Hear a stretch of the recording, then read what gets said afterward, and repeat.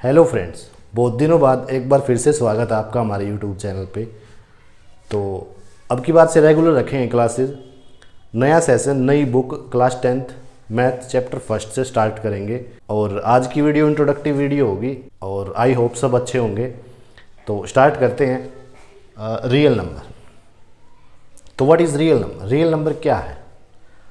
देखो, आज तक आपने अपनी ज़िंदगी में अभी तक जितने भी नंबर देखे हैं, अब वो चाहे होल नंबर हो, नेचुरल नंबर हो, इवन नंबर हो, फ्रैक्शन हो, ओड नंबर हो, रैशनल नंबर हो, इरेशनल नंबर हो, वो सारे क्या है? वो सारे रियल नंबर है।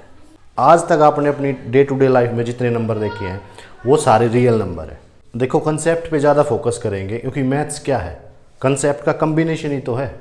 तो रियल नंबर को मेनली दो पार्ट में कैटेगराइज करा गया है, रैशनल और इरेशनल नंबर।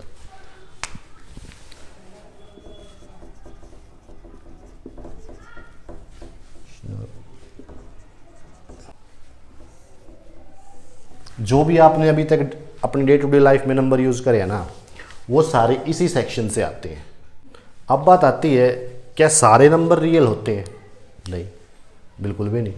जब आप क्लास 11th में जाओगे तो फर्स्ट चैप्टर ही है कॉम्प्लेक्स नंबर। देखो, जब रूट के अंदर कोई नंबर नेगेटिव हो तो वो रियल नंबर नहीं है, वो फिर कॉम्प्लेक्स नंबर है। ठीक है, वो बात 11th की है। अभी अपने टॉपिक पे फोकस करते हैं। तो रैशनल नंबर, देखो रैशनल नंबर को हम p बाई क्यू की फॉर्म में लिख सकते हैं, जहाँ पे क्यू नॉट इक्वल टू 0 होता है। ठीक है, अब p बाई क्यू की जगह पे आप a भी लिख सकते हो, नोमिनेटर डिनोमिनेटर लिख सकते हो, जो भी आपका मन करे। अब p क्यू भी क्या होते हैं? ये होते हैं इंटीजर्स। अब इंटीजर्स क्या होते हैं? देखो,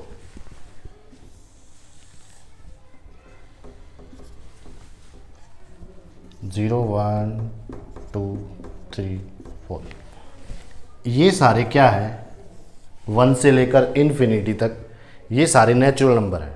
नेचुरल नंबर कौन से? जो नेचर में एग्जिस्ट करते, और सबसे पहले नेचुरल नंबर ही आए थे। जैसे एक प्लेट में कितनी सेब है? 1 सेब है, 2 सेब है, 3 सेब है।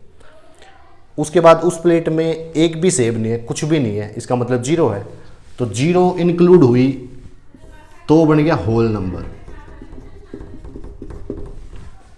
ठीक है, और इनका उल्टा -2, -3, -4, ये पूरा ग्रुप क्या बन गया?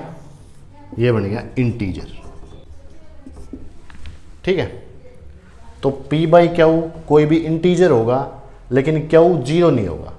ठीक है, फॉर एग्जाम्पल 1/2, 3/2, 1, 2, 3। अब ये भी क्या है? ये भी सारे रैशनल नंबर है। कैसे? क्योंकि इसके नीचे कुछ नहीं है तो 1 है, इसके नीचे कुछ नहीं है तो 1 है, इसके नीचे कुछ नहीं है तो 1 है। अब देखो, ये चल जाएगा, ऊपर 0 चल जाएगी, मतलब क्यू p में 0 चल जाएगी, क्यू 0 नहीं हो सकता। 3/0 या फिर 2/0 ये नहीं चलेगा। क्यों? क्योंकि ये एक अनडिफाइंड टर्म है। अनडिफाइंड मतलब जिसको डिफाइन नहीं करा जा सकता। वही क्लास 11th में लिमिट चैप्टर है कुछ करके है, वहाँ पे पढ़ोगे आप ये सब। ठीक है, अब अगली बात, फ्रैक्शन को लिखने का एक और तरीका है डेसिमल रिप्रेजेंटेशन। भाई p बाई क्यू को हम एक और तरीका होता है जिसका डेसिमल रिप्रेजेंटेशन।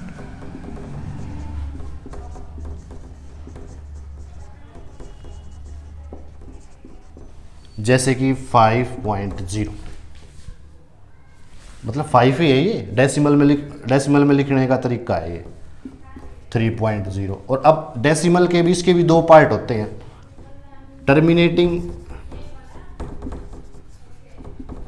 टर्मिनेटिंग डेसिमल और रिपीटिंग डेसिमल।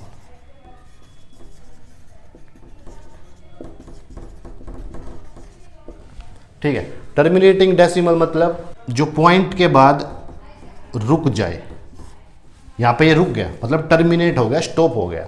और रिपीटिंग मतलब जैसे 1.23, 23, 23, 23 ऐसे चलता जाए, इसका मतलब 1.23 के ऊपर बार, मतलब ये रिपीट हो रहा है 23, 23, 23। ये रिपीटिंग डेसिमल है। क्या बोल रहा हूँ मैं कि फ्रैक्शन को रिप्रेजेंट करने का एक तरीका और है डेसिमल रिप्रेजेंटेशन। अब डेसिमल रिप्रेजेंटेशन के भी दो पार्ट है, टर्मिनेटिंग डेसिमल और रिपीटिंग डेसिमल। जो स्टॉप हो जाए पॉइंट के बाद वो टर्मिनेटिंग, जो चलता रहे रिपीट होता रहे 2/3 2/3 कुछ भी हो वो रिपीटिंग डेसिमल। और इन दोनों को फ्रैक्शन में लिखना हम 9th क्लास में अच्छे से सीख चुके हैं। अब देखो ध्यान से सुनना, अब हम स्विच कर रहे हैं इरेशनल नंबर की तरफ। इरेशनल नंबर मतलब √2, √3 और पाई। अब ध्यान से सुनना, हम स्विच कर रहे हैं इरेशनल नंबर की तरफ।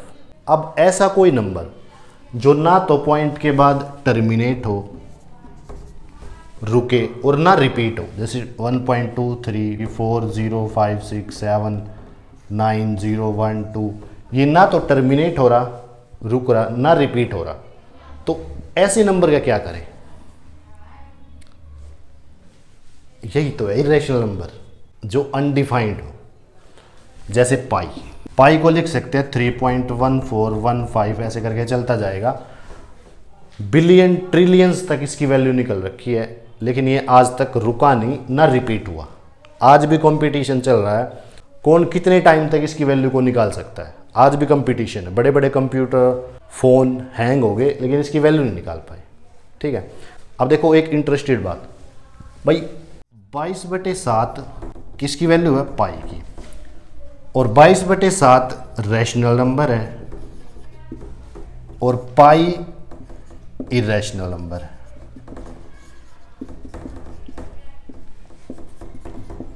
How it is possible? भाई पाई रैशनल नंबर, मतलब 22/7 रैशनल नंबर और पाई इरेशनल नंबर, ये कैसे पॉसिबल है तो एक ही। यहाँ पे देखो हमारी कंडीशन भी सेटिस्फाइड हो रही है। P/Q की फॉर्म में है, हाँ है। Q नॉट इक्वल टू 0 है। दोनों इंटीजर्स हैं, इंटीजर्स भी है, तो ये तो रैशनल नंबर और ये पाई इरेशनल नंबर। ये कैसे? देखो एक्चुअल में पाई छोटी होती है 22/7 से। अभी तक हमने आज तक यही सिखाते आ रहे हैं कि भाई पाई की वैल्यू 22/7, पाई की वैल्यू 22/7, लेकिन ऐसा नहीं है।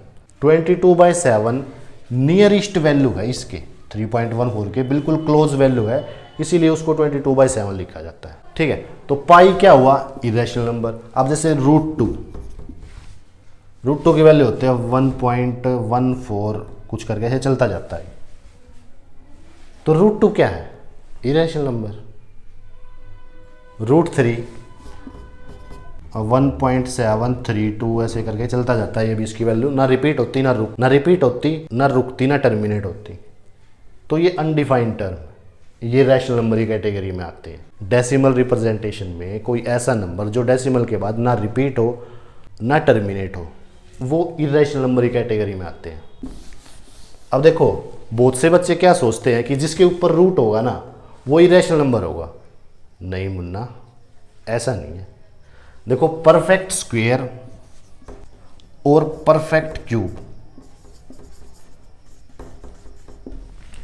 ये रैशनल नंबर हो गए, ना कि इरेशनल नंबर। जैसे कि √4 की वैल्यू 2 क्या है? 2/1 रैशनल नंबर है। 8 का क्यूब क्या होता है? 2 क्या है? Rational number. तो जो परफेक्ट स्क्वायर या फिर परफेक्ट क्यूब होंगे ना, वो सारे रैशनल नंबर होंगे, ना कि इरेशनल नंबर। अब 3 परफेक्ट स्क्वायर नहीं है ना परफेक्ट क्यूब है, तो ये इरेशनल नंबर है। ये क्या है? परफेक्ट क्यूब है ये, तो ये इसकी वैल्यू कितनी हुई? 3। तो 3 क्या है? Rational number. √16 क्या है भाई? रूट है, इसका मतलब ये नहीं है कि इरेशनल नंबर है। रूट है तो इसका मतलब 4, और 4/1 P/Q की फॉर्म में Q नॉट इक्वल टू 0 है, तो ये √16 क्या है? रैशनल नंबर है। मेरे ख्याल से दिमाग में घुसी होंगी बातें। अब किसी का क्वेश्चन था ऑफलाइन क्लास में ट्यूशन पे, किसी बच्चे ने पूछा था कि भाई √5/2 ये रैशनल नंबर है या इरेशनल नंबर है?